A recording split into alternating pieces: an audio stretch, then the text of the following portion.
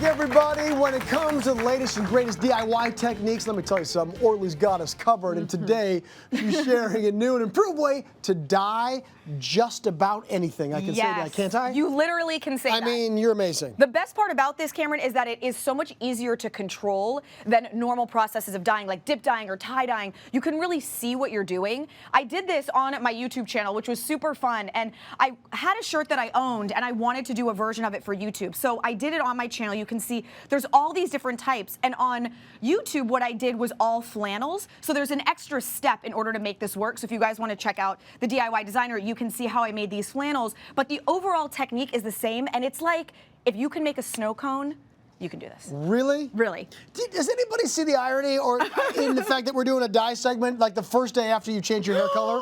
I mean, I just have to point that out a little bit. I didn't even think of that. It's very exciting. I digress. Okay, here we go. So the first thing we got to do is we got to talk about the fabrics. What fabrics should we be using? Okay, so for most dyes, you want to work with natural fibers. So cotton, silk, linen, something like that is going to work with any dye. If the item that you want to dye is a synthetic, like a polyester, you just want to make sure that you buy specifically synthetic dyes for that purpose. Okay. So that's the first thing as far as the fabric. And then we submerge these fabrics, right? Yes. Okay. So step one is using something called soda ash. So it's a powder, it's right here. You'll dilute it in a big bin of water and submerge your clothing for about 20 minutes. Now, the reason that this is super important is it removes any like film or excess that can be on the clothing from manufacturing or just like a dust that prevents the dye, the true color of that dye from really seeping in 100%. That's a great tip. You'll get a lot more rich color. Okay, so we've got this fabric right here. Yep, it's been just wrung out, so it should still be damp when it is indeed damp. It's laid out. Let's talk about your little apparatus you have set up before we get to the dye bottles. Yeah. You know, I mean, you've got to have a drainage way. Drainage is the only thing you need. Okay. However you set it up doesn't matter. I used a cooler like what we have for parties at our house. Okay. You just want something like this, a grate that it will allow it to drain. Because if I put this flat, all the colors would pool up on the back and they would mix in an unintended way. The beautiful part about the squeeze bottle is the control. So that drainage is going to be really important so that you maintain that. We should all be taking notes because, Orly, you are so good at all these things. Now, I know you've got your gloves on. I've got my apron on. This is serious stuff, everybody. Yeah. Tell everybody about the dye bottles and how you get them together while I get my gloves and get ready to go. So I really love using powder dyes because the color is really saturated. You can use regular bottle dye if that's what you have, but I'm just a huge fan of this. You can look on the back of your powder dye and it'll tell you what you need. For this particular dye, it is 2 tablespoons to 8 ounces of water. And these squeeze bottles happen to be exactly 8 ounces of water. So you're just gonna grab your little scooper, and I'm gonna do, this is a half a teaspoon, so I would be doing 4 of these, drop them into the water, and something that is very important when you're doing this is that in between colors that you clean out everything you're using. Because this tiny amount, like you can barely see on there are little speckles of powder on here. If I were to try to mix my yellow next, I would not get yellow. Really? Yeah, it's really strong. So you need to clean out your funnel and you need to clean out your scooper every single time you move on to a new color. I feel like I need a hazmat suit or something instead of an apron and gloves. No, I know, it's gnarly, but the thing that's good is that, you know, a lot of times when you work with dyes, you prepare to lose such tremendous amount of color when you wash it. We don't want that. We want to maintain that color. Okay. So that's why using really saturated colors are good. I'm going to take your word on it for sure. Okay, I want you to start, this is my favorite, this is medium blue. Okay, medium blue. So I put little chalk lines. Okay. I want you to do blue and just go back and forth. That's okay, yeah, keep going back and forth. Here we go. And now while you're doing that, I'm gonna start with fuchsia on my shoulders. Okay. So you basically are gonna create your first line. So this doesn't have to be perfect, I have my line. Now I get to go in and fill it in.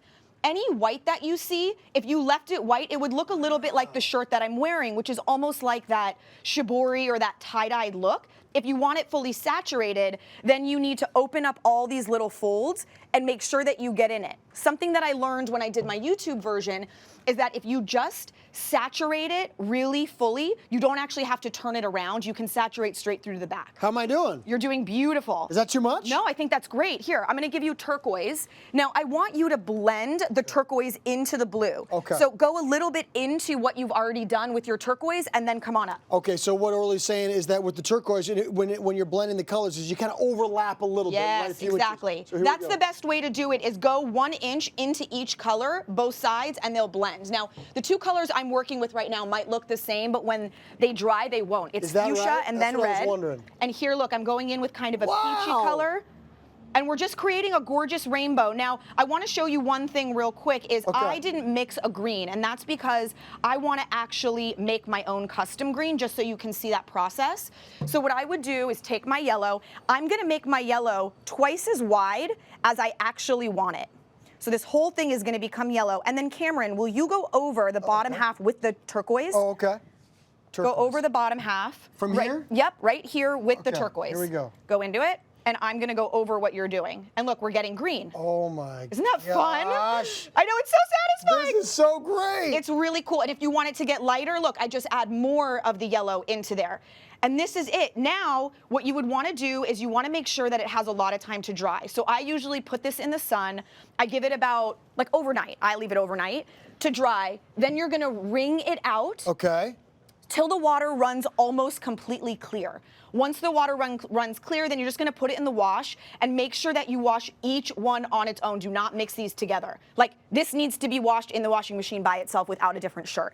I'm making the ties, the wrap ties to my dress black, so that when it wraps around the color, we've got this really bold black. I'm moving my shoes out of the way. I know, right? But I'm isn't going, it so like, fun? wide I mean, stance. the cool thing about the bottle here is that really it's tremendous control. Whereas again, when you tie-dye, you unwrap it and you're like, I hope it came out cool. Like, That you're not is really sure amazing. what you're doing. So Look what I just made. you're so talented. No, but really, this is incredible. What a great, Isn't it great fun? little bit of information for people to be able to create these great designs that you do. I love it. Thank you, sir. Orly's going to finish this one up. This is going to look fantastic, everybody. Full instructions. You could do this too. Head over to hallmarkchannel.com. And for more from Orly, check out her channel at youtube.com/the DIY designer. It is very cool, everybody. Now,